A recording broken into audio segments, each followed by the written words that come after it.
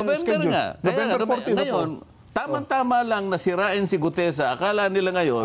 So, kapag pinatawag si Gutesa ngayon, sirang-sira na siya. Akala ngayon ng tao, wala na yan.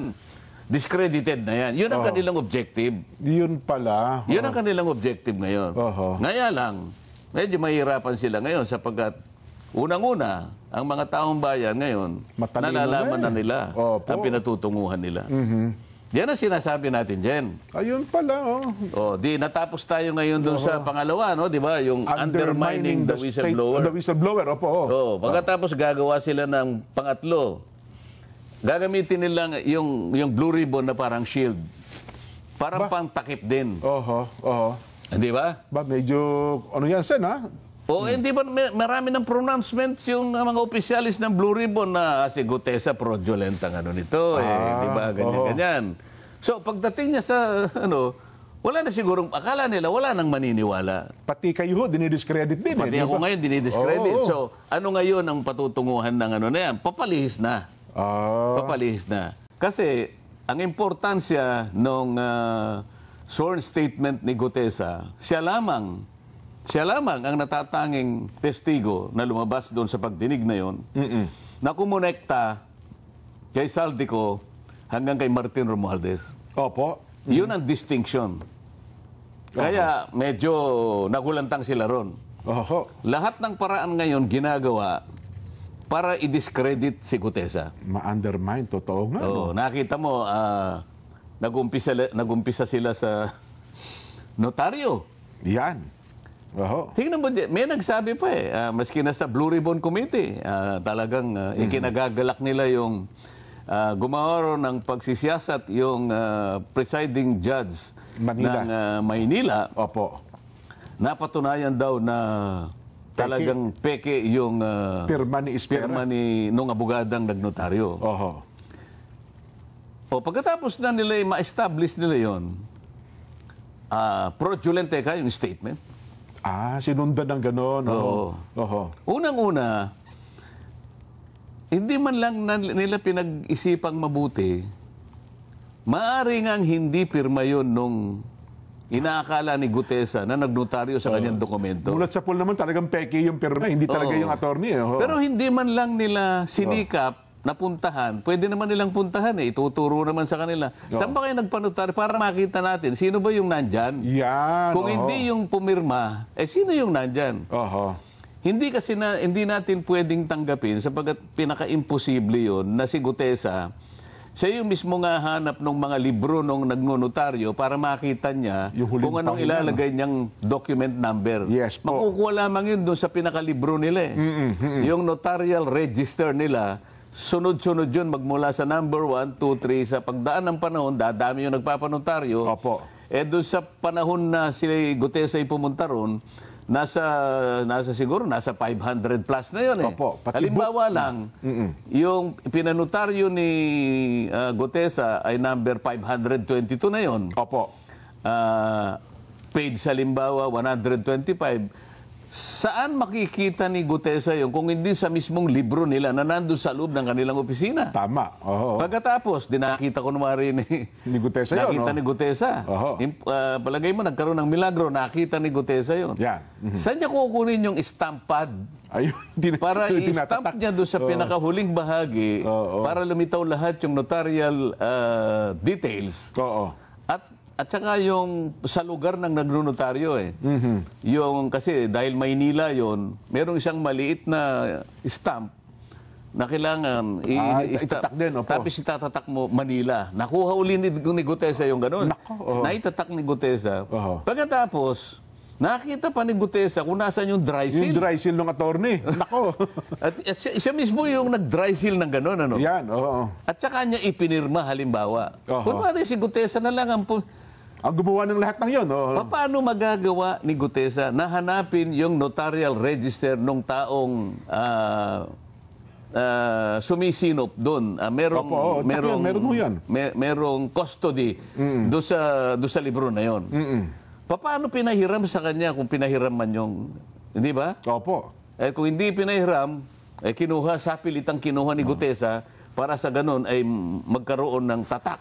Meron dry seal. Palihim niya lahat ginawa yun. Hindi ba? Oo. Parang ang hirap paniwalaan ah. Ngayon, Oo. kung halimbawa hindi nga pirma ng abogada, maaaring hindi niya nga pirma, pero Totoo. ang pinakatotoo rito, Oo. meron kang itinalagang tao dyan Aha. na kinasangkapan mo, kausap mo, palagian, sapagkat nandun na sila sa Book 8 eh. Opo, pang-8 libro na nga po nila, Sen. Oo. Isipin mo na lang, yung Book 1 halimbawa, 1,000 na lang Ang pahina, ang pages. 1,000 dokumento na lang yun. Oo. Sa mga tuwid, yung Book 1, meron ng 1,000 documents ang nanotaryo nila. Oo. Nung Book 2, 2,000 na. Oo. Nung Book 3, 3,000. Book 4, 4,000. Book 5, 5,000. Book 6, Book 8 na eh. Opo. So papalapit na sa 8,000 documents eh. Sino yung pumipirma roon na itinalaga mo? Kung hindi man ikaw ang talagang pumirma roon. Aha. Dapat bali na, ngayon, ito naman Blue Ribbon Committee, hindi man lang nila pinatawag kung sino yung taong nandoon. Opo. Di ba? Paano nakuha ni Gutesa? Sino yung nagpahiram kay Gutesa nung dry seal o kaya yung stampad? Aha. Kung a-assumein natin na si Gutesa lahat ang gumawa ng lahat ng ito. Totoo. Baka Sino pong nagpapanotaryo sa ating bansa ngayon? Oo.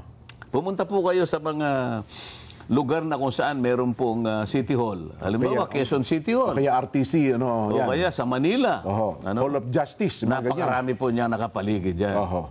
Lahat po na nagpapanotaryo, dyan pupunta, dyan tutungo yan. May dala-dala silang papeles nila at yan ang ibibigay dun sa kung sino man ang makakaharap niya ron. Tama. At magtatatakan lahat yung kung ilan yung dokumento niya at saka siya magbabayad. Meron bang isa sa kanilang nagpapanotaryo ang magpipilit na sabihin bago siya umalis, Sir, ma'am, Oho. pasensya na po, bago ako umalis, ay gusto ko pong malaman kung kayo po talaga yung pumirma rito. Kayo po ba yung, kasi po nakalagay rito, Attorney Espera. Ayan, kayo po ba ito? Kayo po ba ito? Oho. Halimbawa, sinabi niya, pakipirma niyo nga uuli ito, baka hindi po kayo ito eh. Nako. Oho. Meron ba taong magsasabi ng gano'n at magpipilit at uusisain niya na yung pumirma talaga ay yung nakita niyang taong nandun? Mukhang wala pang ganun, Sen. Ngayon, hindi man lang nila, sasabihin nila ngayon, na kung merong taong itinalaga kung sino man yung abogadang nagtalaga nun, o diyan ka, para ito, pakinabang natin ito, isip-isipin mo, napasa siya 2021 lang. Bago nga lang po eh. Book 8 na siya. Oho. Yung law office namin dyan, ang tagal na nun, baka yung Book 1 hindi nila Hindi napuno pa at saka natatapos. ayaw na nilang magnotaryo kasi hindi yun ang talagang kinabubuhay ng aming law office eh. Totoo po. Nangangailangan lang kung minsan ay talagang mabilisan may pagnunotaryo. Kaya lang siguro maaring maglagay kami ron. Pero yung talagang para yun ang gawin naming ang hanap buhay na, ano? hanap buhay, hindi yun eh. Hindi yun, yes po. Itong abogadang ito, iyon ang kanyang hanap buhay. Kaya nga may mga branches sa Sen, di ba? Ngayon sasabihin niya, maaaring hindi mo pirma yon. Pero sisiguruhin ko sa'yo, kung nakikinig ka, Atty. Espera, tao mo yung nilagay mo doon. Kasi hindi ka abot sa pang-8 libro. Oho. Kung wala kang taong itinalaga doon at siya ang pumipirma in your behalf. Oho. At marami akong makukuha dokumento. At sa sandaling makuha ko yung mga dokumento na yan at naikumpara ko na yung pumirma kay Gutesa, ganun din yung nakapirma Yes. do sa mga ibang dokumento na dumaan sa iyong opisina, may kalalagyan ka, attorney. Yan masasabi Delikado. ko May nauna na nga ang dalawang, di ba, kaso yung Chesa Kaya at gusto saka ko yung marami. Opo. Kaya humihingi ako ng sample ng January, February, March, April, May, June, July, August. Oho. Kasi may September na ako, yung kay Gutesa, di ba? Opo. Ikukumpara ko ngayon sa mga naunang mga pangyayari. Oho. At saka Sen, bakit ewan ko lang, doon sa executive judge ng Maynila, hindi pa niya nakikita man lang, siguro kinumpara man niya, kasi sinabi nga, peke agad eh. Di ba doon sa kanyang desisyon daw? Nung nagpunta ako doon, Oho. nagkaharap kami. Nga pala, pumunta nga pala kayo, no? Ang sabi ko Manila sa kanya, RTC. Judge, hindi naman ang pakay ko ay yung matukoy nating kumpirma niya. Sa aking palagay, hindi niya pirma yan. Ayan, opo. Pero merong nagnunotaryo sa pangalan niya sa lugar na yan. Oho. Ang gusto ko lang sanang i-request sa inyo, kung papayag kayo, makakuha ko ng ilang piraso ng mga ninotaryo niya sa Yung mga iba pa. nakaraang panahon. Ayan. And sabi naman niya, Senator, ano po pagka ganito po kasi ang nature ng request, sa Supreme Court Supreme po Court kayo pala yun, pupunta. dumaan. Oho. Hindi naman ako nagpilit, yun pala yung tuntunin. Opo. Hindi, nagpasalamat ako sa kanya. Pero alam niya from the beginning na yung aking pakay, magkumpara lang ako. Opo. Kasi maring hindi niya nga pirma yun. Pero pumayag siya na isang tao ang pipirma para sa kanya. Aha. Yan ang katotohanan dyan. At sa sandaling ma-establish ko yan, at talagang gagawin ko yan, ngayon pa lang, hindi kita tinatakot, Atty. Espera, may kalalagyan ka. Nako. Yan, yung judge naman, nakiusap ako na bigyan ako ng ano man ang magiging outcome ng kanyang investigasyon. Hindi niya ako binigyan, diniretso niya sa Blue Ribbon Committee kasi raw, hindi raw ako partido. Yung kayang Blue Ribbon Committee, partido kaya rito? Kasi hindi naman siya pumunta sa Blue Ribbon Committee para doon siya mag-complain na hindi ko pirma yan eh. Dapat ang una niyang ginawa, nag-represent siya doon, pumunta siya sa Blue Ribbon, magkukomplain. Hindi po akong pumirma niyan. Nakita ko po na noong kayo po yung nag-hearing, nasinagang ko po, pero hindi po ako yan. So I'm lodging a personal complaint, hindi po ako yan, para patotohanan ko. Ayun, ganun pala ang proseso dapat. Paano nangyari? Sino ba nagpasimula ng investigasyon? Hindi rin ako, nagpunta lang ako doon kasi alam ko, nababasa ko lang sa na mag-iimbestiga. So sino ang nagpasimuno ng investigasyon? Bakit nasa sentro ngayon? Ito yung pinag-uusapan natin. Undermining the whistleblower. Ngayon, ito, i-discuss natin. Kahapon, Jen, ito yung pinakahuling ginagawa nila para i-discredit nila si Gutesa. Okay. Merong post sa isang page na kung tawagin ay Kabayan Patrol. Nako. Sinirculate ito across social media. Ito yung nakalagay na post. Kung pwede na si Direk, ayan. Ayan, sinasabi niya, Orly Gutesa breaks silence. Pinilit lang ako nila Defensor at Marcoleta. Isip-isipin mo yan, Jen. Gutesa admitted that he was forced to sign a fake affidavit against Speaker Romualdez out of fear and pressure. Ito, nakuha na namin kung sino yung gumawa nito eh. Yung page po mismo. Yung page na ito, ang ginagamit niya diyan ay mga troll farms Makikita mo na troll farms kasi pinakita nila rito, ang mga accounts ay Vietnamese eh. Ganun po? May Vietnamese accounts, karamihan So kung halimbawa sa 1,000, 500 Vietnamese at yung iba pa Arabic accounts. Para kunwari, maraming sumusuporta. Maraming nag-suporta at saka kumukomment. Oo. Ngayon, ibalik nga natin doon para makita natin. Kung makikita mo doon, sa bandang ibaba, right side, nakalagay Kabayan Patrol. Kabayan Patrol, yes po. So parang ginamit pa yung logo nung isang TV station. Para magmukhang totoo. So, nakikita nyo ngayon kung ano ang kanilang pakay. Gumagawa ng isang bagay na hindi totoo. Pinilit namin ni Mike Defensor si Gutesa para gumawa ng isang salaysay. Yan ho lumilitaw dyan. Isang bagay na kabaligtaran. Ngayon, anong pakay ng mga... Hindi lang ito dyan, kasi kung punta tayo sa pangalawang slide dyan. Yan. May requirements ang Meta kasi, Jen, yung Facebook, na bago ka makapag-publish ng ads, kailangan meron silang mobile number, no? Yes po. Para magbabayad. Pinacheck ko yung mobile number. Ito ay nakarehistro sa isang tao na nagngangalang Luis Orbon. Ayan, Luis Orbon? Oo. Okay. So, isa sa pangalawang requirements ng Meta, kailangan meron kang email. So, makikita mo dyan yung email nila. Ayan, hello@cdgminds.com. Ang kasi, yung ginagamit nila ay CDG. Yung advertiser is CDG Media Minds. Yes. Ayun makikita mo, no? So, yung phone number nakarehistro kay Luis Orbon. Ayan ang email nila. At ang website nila, nandyan din dyan, mababasa mo, cdgmediaminds.com. Ang address nila ay Pasig City, NCR. Yes po. So, kung nakikinig si Luis Orbon dyan, kung totoong tao ba niyan? nagtatago bilang CDG Media Minds. sa anino ni Luis Orbon, Oho. huwag ka na magtago sapagkat alam mo, kilala kita. Akin mo ba?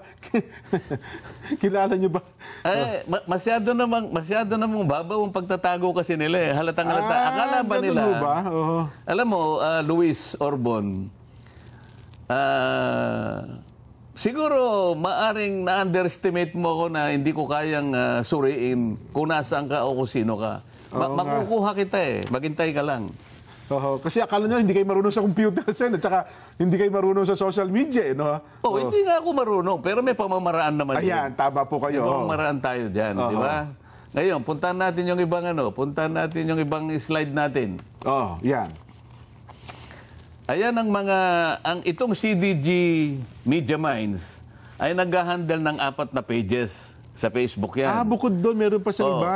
Kaya sila ang sabay-sabay na nag-launch ng fake news campaign Opo. at binuboost nila, binabayaran nila laban kay Orly Gutesa. Ayan, makikita nyo isa-isa yan, ano? Yung number 1, ito yung Kabayan Patrol. Ayan, nakikita mo. Ang pangalawa, dapat alam mo. Sabi niya, ayan, no? Opo, Ayan, makikita nyo yung kanilang post. Ayan, no? Yung pangatlo, balita on the go. Ayan. Ayan, opo. Yung pang-apat, chiefs of staff. Chiefs of staff. Opo. So ito ay puro fake news campaign. Okay. Anong pakay ng mga taong, bakit sila gagawa ng ganito? Ito yung sinasabi ko sa iyo na pangalawa na undermining the whistleblower. The whistleblower. So lahat ng kaparaanan gagawin para pagtakpan, para ilihis, para iligaw ang mamamayan. Ang mga taong ito ay, ang kanilang maaring pakinabang dito ay yung taong pinagsisilbihan nila. Siyempre po, kumikita sila dyan doon sa mga taong napagtatakpan ng kanilang paglilihis. Yung kanilang agenda, opo. At para iligaw ang ating mga kababayan na maaaring maisip nga nila na, ganun pala yun, ganito pala yun. Kaya natin dinidiscuss dyan para malaman ng taong bayan na ito ay puro fake news na ginagawa nila para magtakip, para isalba, para proteksyonan ang mga nasa likod ng mga iniimbestigahan natin. At kung nanonood ba yun, nabasa mo ito ni Gutesa, baka humina ang loob yun, Kasi puro, nasaan si Gutesa, nasaan si Orly. Pare-parehas yan, Iba't ibang uri ng ads. Puntahan natin yung isa pang slide direct. Ayan, tingnan mo yan, Iba't ibang uri ng ads na puro paninira, iisang target. Si Marine Sergeant Gutesa at ako. Yan, ay may git na 10 ads yan din, ano? Ito ay ni-loans magmula no October 24 hanggang October 29. So talaga palang no? Ito pa, alam mo, ang kanilang ginagasta bawat araw, merong range from 500 pesos to 4,000 pesos. Ayun, So gagasta sila. Noong una, medyo nagtitipid Kasi 500 pesos lang. Ngayon, mga cheap naman itong mga ito manlilin lang ka lang, galingan mo na, di ba? Oo naman. Ngayon, siguro naisip nila, teka, baka kailangan nating pag-ibayuhin. Binuboost so, umaabot hanggang 4,000. Binuboost nga sila. Ang tinatarget nilang audience hanggang 1 million. 1 million users or more. Yes po. So, ang gastos nila, sa loob ng isang buwan, umaabot ng between 20 to 30,000 pesos kasama yung boosting din. So ano ang pakay nila? Manlin lang. Mailigaw ang taong bayan.